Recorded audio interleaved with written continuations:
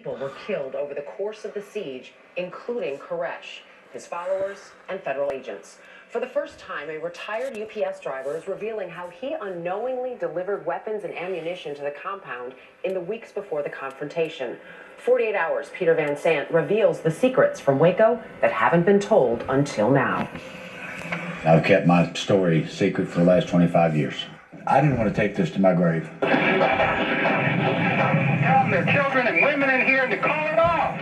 This delivery man unwittingly armed the cult. I have been blamed for what happened out there. Waco was a tale of a religious fringe group that decided to fight back against the federal government.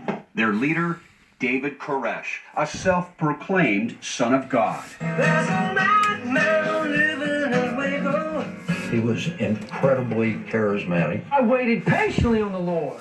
He was spellbinding. He was a god in the human flesh. They would do anything for this man. Even unholy acts. How many young girls did he have sex with? I'm thinking at least 10. He was a Jesus Christ who could drink and smoke and love guns and rocket. The end of times, they began buying guns. Investigative journalist Lee Hancock covered Koresh for more than 2 decades. She is a CBS News consultant. Got one with a gun. Got God. My mom made the bulletproof vests. Joanne Vallega moved into the compound with her parents as a toddler. Bloodshed, inquisition, death, murder, killing. They were getting shipments from an arms dealer. The Davidian arms race turned more ominous when Larry Fast and Furious. box in his truck. That the government was selling. Grenades fell out of it. He told his wife Deborah. Somebody had to do something. Deborah told the sheriff's department, who called the Federal Bureau of Alcohol, Tobacco, and Firearms, the ATF. We were all concerned about the fact that there were children present. After 2 months of reconnaissance, ATF authorized arresting David Koresh and confiscating any illegal weapons. Showtime, showtime. Every car was taken. My mom grabbed me off the bed. There were people lying on the floor that were dead. I took a flashbang and threw it in the window. When I get through the window, there's a man standing in the room with an AK-47, and I shot him several times. Seconds later, Buford, like this agent, was shot. I'm not going to let him kill me in here. Buford, on the hood of the vehicle, was rescued by fellow agents. 4 ATF agents were killed here. The FBI takes over. After 51 days, they began ramming the main building. The horror was unimaginable. There were people who killed one another. David Koresh actually had a bullet wound into the center of his head. Joanne Vallega's parents died in the flames. She saved your life. I think about that all the time. Your mother saved you. Mm-hmm. When people see the names, they're just names. I see faces. I've never failed at much in my life, but I failed every day. It crosses my mind. Peter Van Sant joins us now. Peter, millions of Americans remember this siege. What did investigators learn about what was happening inside the compound? It was a real horror show on the inside. They were restricted in terms of the amount of food that they had. Koresh had decided that all of the women in the compound were his, and he began having sex with girls as young as 14 years of age. It's believed he may have fathered as many as 20 children, with some of the mothers being minors themselves. So he was committing statutory rape on the inside. And you said that among the children who died, they were all his. He allowed other children to leave. Yeah, it wasn't long into the siege where he let about 21 of these children leave, but those inside were his biological children that he wanted to keep with them. And tragically, there may have been as many as 24 of them who perished in the fire. To see the pain on that UPS driver's face, that he has to live with this for so many years later, we all remember those images. Yeah, and he is a fantastic individual who tells his story for the first time on 48 Hours. Fascinating. We will be watching, Peter. Thank you so much. Thank you. And you can see Peter's full report, The Secrets of Waco, tonight at 8 p.m., 7 Central, right here on CBS. Nearly half of consumers will return. I want to weigh in on what was just said pertaining to the Waco incident, because I went down and I investigated what was actually going on during that time. And what I investigated was, yes, there was a group of fanatics who had surrounded themselves around a particular individual that was not mentally stable, that tried to proclaim himself as being some sort of new Messiah by the name of David Koresh.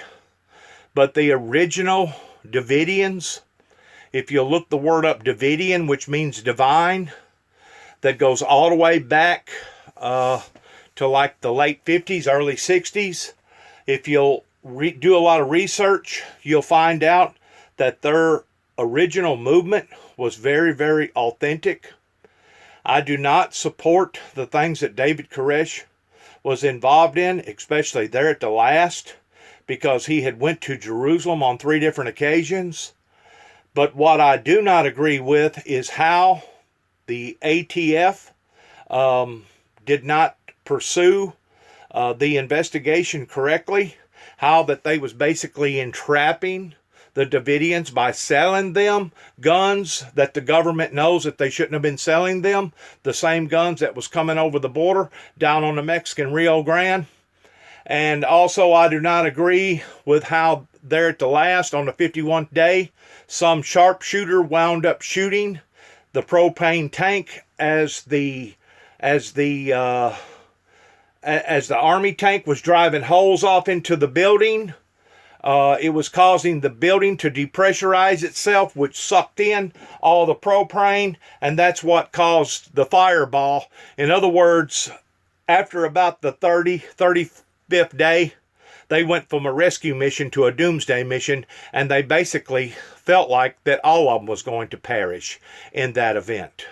I have personally investigated the remaining, some of the remaining witnesses down there, and they will tell you that it was the government that basically turned them all into crispy critters just because of unprofessionalism. Once more, I do not go along with what David Koresh was involving himself in, especially with the pedophile acts that was being committed upon to the innocent children.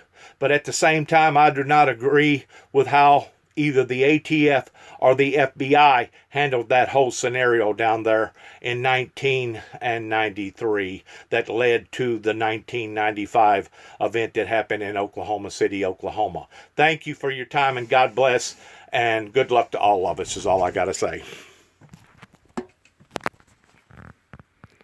Good luck to each and every one of us, because as we go through these transformation periods with our computers, with our religion, with our feelings, with our government, as the world is steadily evolving, as the world is steadily changing, we're going to all have to be on our P's and Q's pertaining to how that our civil rights that our forefathers wrote for not only the non-believers but the believers. We're going to have to be very, very careful of how that our rights get violated, similar towards what happened down there in Waco, because they could have caught that guy at any given moment while he was driving in and out towards getting supplies,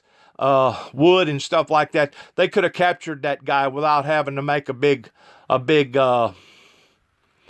show out of it. They could have eliminated a lot of casualties if the ATF down there in Texas would have handled those affairs properly and professionally. Once more, good luck to all of us. Good luck to each and every one of us. God bless. God bless us all. And have a happy, prosperous, safe, healthy new year to come.